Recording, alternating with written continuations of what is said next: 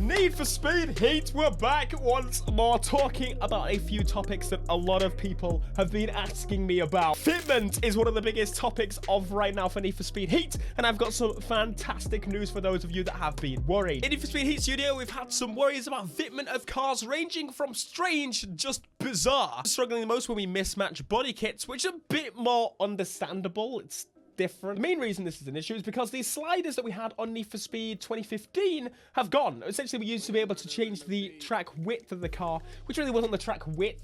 It was adjusting where the wheels position themselves. Track width to me would be the actual width of the tires. The reason they removed that feature is generally just because if you gave people the options to do so, it will have some clipping and it might actually affect the physics. I don't know the main reason overall, but I know it did do some clipping with some body kits and stuff, which doesn't look great for pictures, was what people like to do on Need for Speed, one of the many things. But as a player, I would personally prefer to have the clipping and fix it myself. Like, I don't care, but maybe it's a physics thing. First, was a BMW that was posted by Ben, and it showed how good the fitment can be.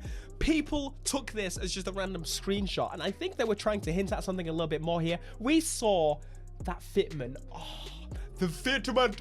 Oh, it's so good. It looks great. Now, the only thing with this picture is it could very much be on bags, and I have suspicion that this car is probably on bags. Bags, if you didn't know, you can activate them in the garage now to see how they would perform, and that means turning off your car, which means you can't roll like that.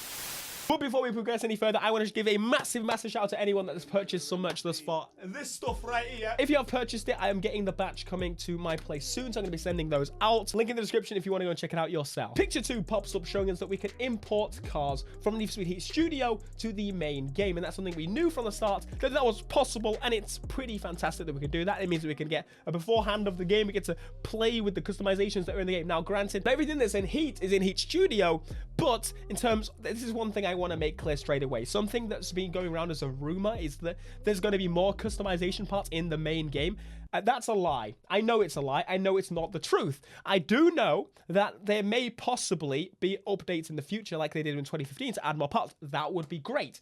But I do know that this is final. Vanity items, exhaust tuning, performance upgrades, special body kits, things like that, those are missing, yes. But in terms of parts, a front bumper, a rear bumper, those are all there. Those are all there. Stop lying, mister. You know you are. The biggest changes are pretty much there already in Need for Speed 2015 and in Need for Speed Payback. The only difference here is that they've modified it a little bit so that when, for example, we had the vanity item menu in Need for Speed Payback, that has been gotten rid of. They've got rid of it because it was based on microtransactions. You had to get microtransactions to get these things. And now I believe it is possible to purchase or easily access without paying any money these vanity items such as the underglow and the bags. As you remember at launch of Payback, there was an issue with the bags and the fact that it was almost impossible to boom and get some if you really wanted them. But then later on, it made it almost impossible not to get them in the vanity items that you got every single time you leveled up. They spammed them at you. Another thing is the different car classes in Need for Speed Payback meant that you couldn't put on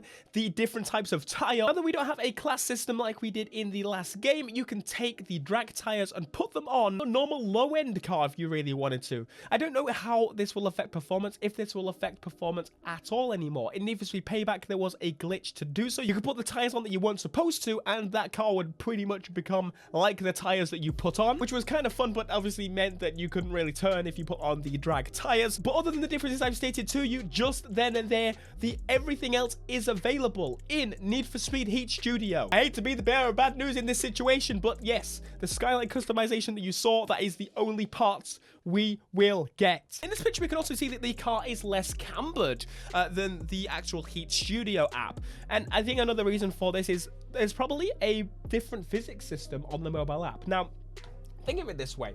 When you're building a fully fledged game like this, it's going to be made differently to a mobile app.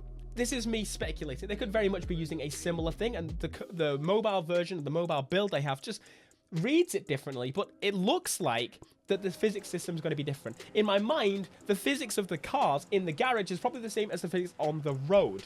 And that, to me, means that it won't allow clipping as much. It'll sit a certain way. And so when you go outside, it's going to be exactly the same. Remember in Forza Horizon where the cars would jump in the garage? It was kind of a glitch, but the physics were clearly there for the cars. I think that's how they're doing. And so the physics react differently on the mobile app and maybe don't allow you to lower it as much, or the wheels don't fit as well. And they're more cambered, as we can see on the picture. But something I noticed from the rear end of the car, if you look, the Heat final version is a little bit higher. I don't know if it's the camera angle. The camera angle definitely does have a play into that, but ultimately it does look like overall the system on the actual base game, the main game, is better than that of the Heat Studio mobile app, which makes total sense. Finally, the question here is this pre-bags? I assume so, because there's no bags in the mobile app, and I'm interested to see what it would be like with bags to lower even more. So overall, this is good news in terms of the customization. It does look like the app is quite a bit more restricted in terms of the physics of lowering and such, and the cambering is just a reaction of the physics system in the game. It may literally just be using a base physics in Frostbite that's come from like Battlefield or something, which is where Frostbite I think was first developed. You'll also notice that the reason drops in Heat have actually been much better in terms of fitment than the originals, which again makes me wonder why. My only thing here is, yes, the fitment may be great, but what isn't great is the size of the wheels. This is such an important thing, and it bugs me that they've not added this yet.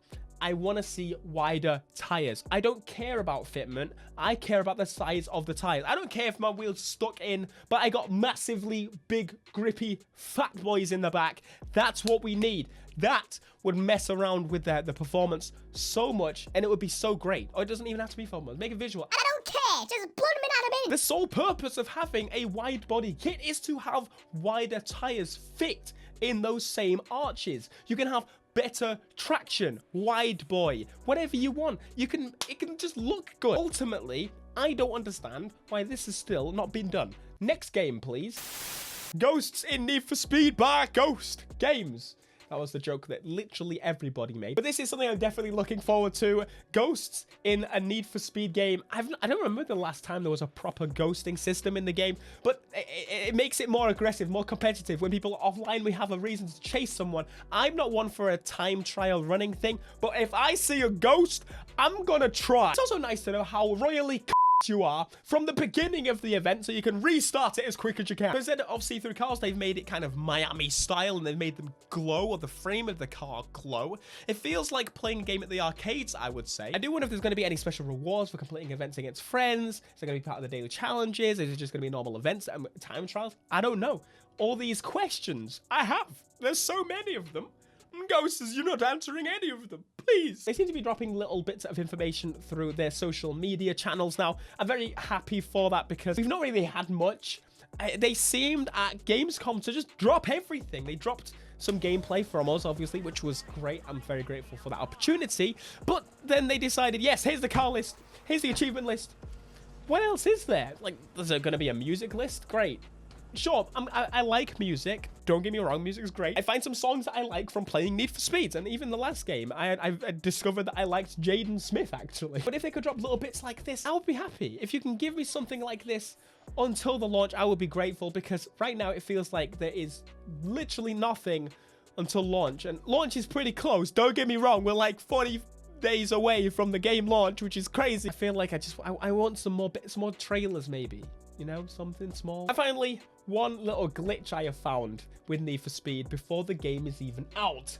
The same picture we've been looking at, zoom in, you can see the front and rear wheels are different. Now, granted, this is something you can do, but this is something I've discovered on Need for Speed Heat Studio myself, in that if you apply the design of the front or rear wheel to the other side, it seems to have this glitch that makes the tire just massive. I don't know if this was a thing on Payback. I feel like it might have happened sometimes, so they may have patched around it, but it seems to have undone it, and they've made an issue, because there is no way that they would put this big front wheel on the Lambo. You can't drivetrain swap as far as we know. I just know this is a glitch that's in Heat Studio, so it's probably in the main game. Interesting, though, that the glitch is in both, isn't it?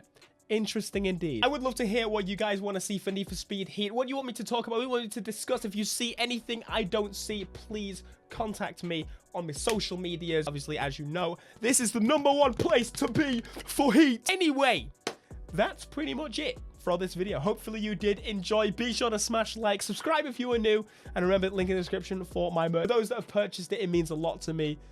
I appreciate you. I appreciate all of you. I love you. I'll see you in the next video. Until next time, peace.